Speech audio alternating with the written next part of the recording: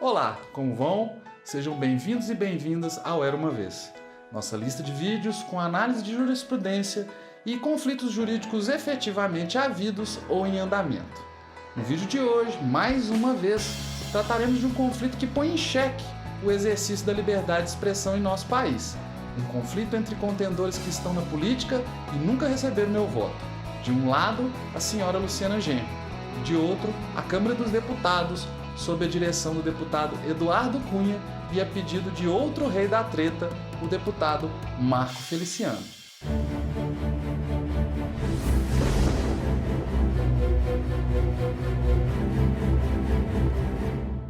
Era uma vez o Twitter, a rede social do passarinho azul e que tem se tornado o paraíso da treta. Um ambiente em que manifestações em 140 caracteres são constante objeto de intimidação e cerceamento. Basta alguém dizer algo de que outro discorde e pimba! Logo aparece um processo ou, quando menos, uma interpelação. E a história de hoje segue esse padrão. Teve início com uma postagem feita pela senhora Luciana Genro por ensejo no julgamento no STF da chamada descriminalização do porte de drogas. E foi em meio a este debate virtual que a senhora Luciana Genro postou no Twitter aquilo com que a maioria de nós concorda, ou seja, que a guerra às drogas não tem punido os efetivos barões do tráfico. E a frase que ela publicou foi a seguinte: a guerra às drogas atinge os pequenos traficantes. Os grandes não estão nas favelas, mas estão inclusive no Congresso.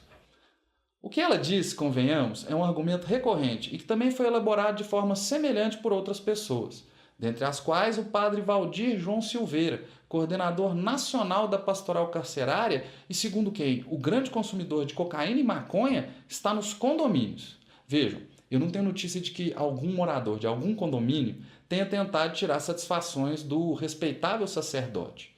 Mas quanto a Luciana Genro, no dia seguinte ao da postagem, foi questionada pelo seu ex-colega de Câmara de Deputados, o deputado Marco Feliciano, sobre os nomes dos grandes traficantes que estariam no Congresso e sobre as provas irrefutáveis que teria para sustentar a acusação.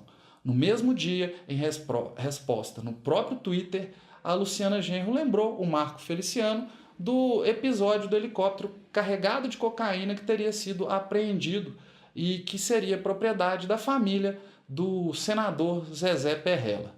Sobre o helicóptero, recordar é viver. Lembremos. Essa história do helicóptero, na verdade, não é apenas uma história, é um escândalo. Em resumo, o que aconteceu foi que, em novembro de 2013, a Polícia Federal apreendeu no Espírito Santo um helicóptero modelo Robson 66 com uma carga de aproximadamente 450 quilos de pasta base de cocaína. E o mais incrível é que a aeronave pertencia à Limeira Agropecuária e Participações Limitada, uma sociedade controlada pela família Perrella e que reunia em seus quadros o senhor Gustavo Perrella, então um deputado estadual pelo Partido Solidariedade em Minas Gerais e filho do senador Zezé Perrella, do PDT de Minas Gerais. Segundo a explicação dos Perrella, o helicóptero teria sido fretado e os políticos não teriam conhecimento do uso a que efetivamente se destinara. Certo é que o helicóptero pertencia a uma pessoa jurídica da família Perrella e era pilotado por um assessor parlamentar do deputado Perrella, nomeado para cargo de confiança na Assembleia Legislativa de Minas Gerais. No fim das contas, os políticos jogaram toda a culpa pelo tráfico nas costas do piloto. O delegado se empenhou em declarações públicas no sentido de inocentar os Perrellas e, em face de supostas provas ilícitas usadas na investigação, o procurador da República pediu para abandonar o processo. O dono da fazenda em que a aeronave aterrissou para descarregar a droga foi absolvido. O helicóptero foi devolvido aos Perrella e todos os acusados de tráfico, no caso, estão soltos. Ô Cláudio, peraí, só um minuto. Pois não. Você tem certeza disso aí que você tá falando? Ué, tenho. O helicóptero foi devolvido. Devolvido? Tá todo mundo livre. Até esse momento em que a gente está gravando, sim. Não é possível. Acho melhor a gente parar de gravar, pesquisar de novo essa informação e depois voltar para ter certeza. Não, Marina, querida, é isso mesmo. Nós podemos continuar gravando com tranquilidade que a informação é essa. Eu sei que é incrível, que é inacreditável, mas é isso. Não, sério, eu não acredito, tô revoltada. Não, olha só, eu entendo, mas vamos só fechar isso aqui, termina a revolta, que aí depois eu prometo te dar daquelas revistas de colorir que você tanto adora. A 15ª eu te dou pra coleção. Tá bom, então, tá combinado. Então tá, vamos lá. Em face desse entreveiro, dessa troca de mensagens no Twitter, é que a Câmara dos Deputados decidiu interpelar extrajudicialmente a senhora Luciana Krebs Genro. A Câmara dos Deputados, por meio de sua Procuradoria Parlamentar, resolveu interpelar extrajudicialmente a senhora Luciana Genro e exigir dela que explicasse as declarações dadas no Twitter. Mais especificamente, cobrou dela a exposição dos motivos que a levaram às manifestações e que ela apontasse concretamente os fatos alegados e as provas existentes. E como de costume, ao final da interpelação, veio aquela ameaça básica da tomada de providências penais e civis contra a interpelada. Já foi explicado no vídeo que tratou do conflito entre o Instituto Lula e o Danilo Gentili que a interpelação é um pedido de explicações que permite que o ofendido, aquela pessoa atingida pelas declarações, receba esclarecimentos prestados pelo ofensor. Mas nesse caso, convenhamos, a Câmara dos Deputados não pode se dar por ofendida. Para começo de conversa, na primeira postagem, a Luciana Genro se referiu ao Congresso Nacional e não à Câmara dos Deputados. E o Congresso Nacional, como sabemos, é bicameral, integrado que é pela Câmara dos Deputados e pelo Senado Federal. Em sua segunda postagem, após o questionamento do deputado Marco Feliciano, a senhora Luciana Genro citou expressamente o caso dos Perrella, ou seja, o caso de um senador e não de um deputado federal. E sendo assim, tratando-se de uma acusação dirigida a um senador, a Procuradoria Parlamentar da Câmara não teria legitimidade para colocar-se como ofendida pela declaração. Afinal, nos termos do artigo 21 do Regimento Interno da Câmara dos Deputados, a Procuradoria Parlamentar tem competência para a defesa da Câmara e de seus órgãos, quando atingidos em sua honra e imagem, e não do Senado e de seus senadores. Pelo que me parece, é justamente essa falta de legitimidade da Câmara que levou a interpelação a ser extrajudicial e não judicial.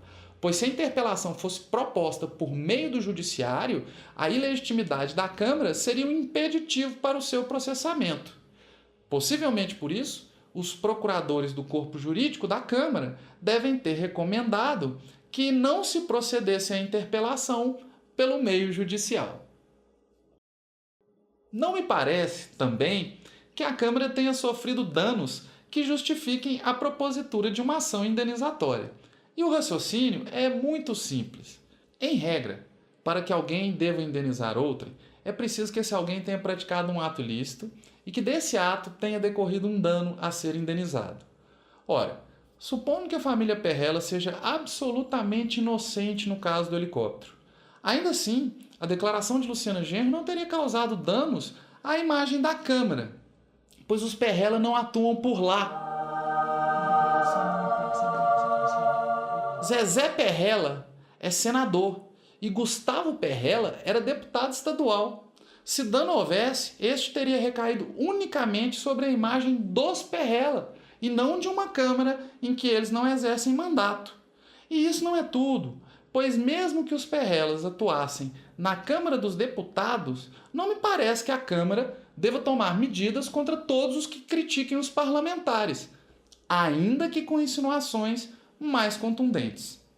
Imagine o quão democrático e amistoso seria o ambiente político em que a Câmara vivesse da interpelação diuturna de seus críticos.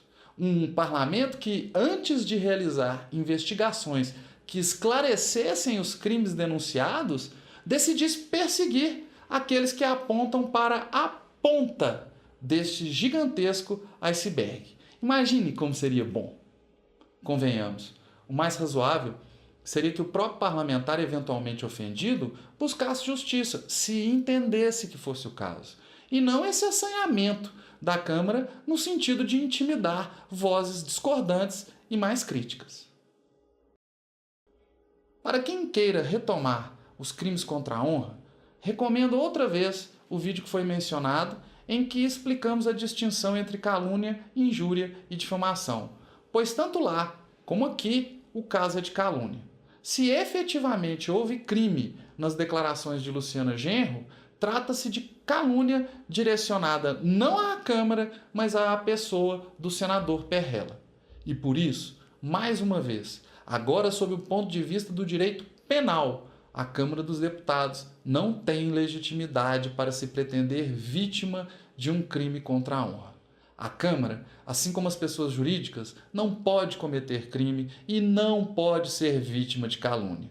Por tudo isso, é que a interpelação de autoria da Câmara, juridicamente, não se justifica, nem do ponto de vista civil e muito menos do ponto de vista penal. A Procuradoria Parlamentar é um órgão meio estranho e que tem por objetivo tomar medidas contra quem se manifeste de modo a manchar a imagem e a honra dos deputados. E ela alega que a interpelação, nesse caso, teve por objetivo a defesa da imagem da honra da Casa Parlamentar. Olha, e a despeito de todas as impropriedades técnicas da medida, nós até poderíamos acreditar na boa-fé de uma afirmação como essa.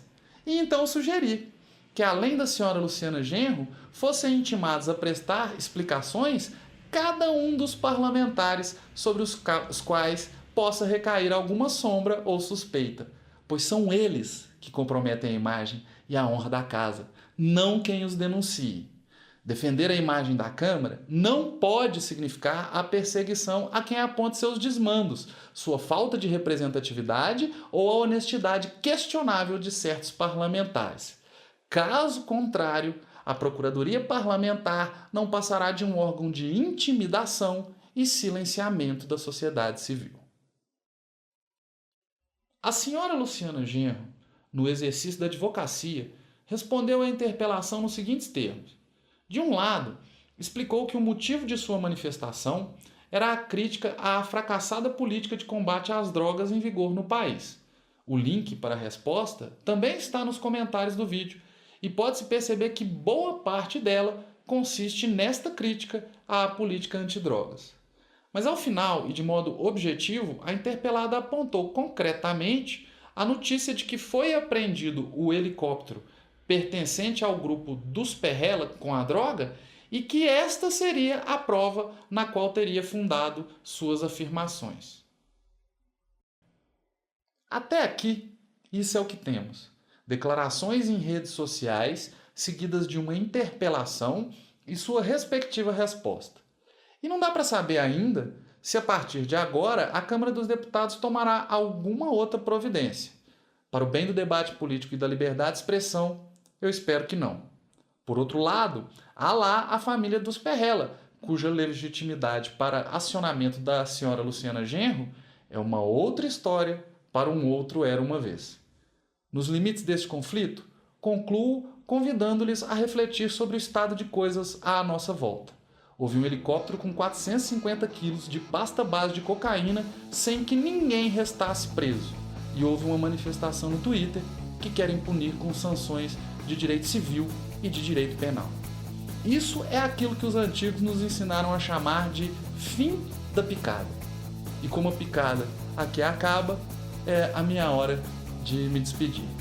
Eu sou o professor Cláudio, obrigado por assistir e até a próxima.